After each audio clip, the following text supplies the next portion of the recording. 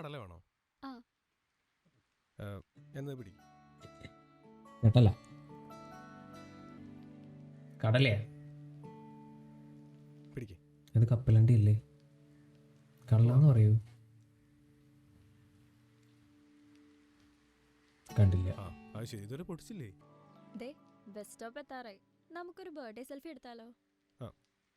അത് ഈ കൊട മടക്കട്ടെ.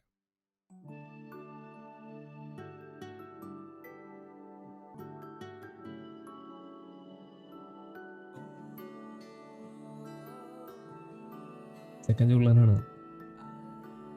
നല്ല ഹൈറ്റ്, ഒരു 6'1" 2" നല്ല ഹൈറ്റ് ഉണ്ടെന്ന് തോന്നണേ.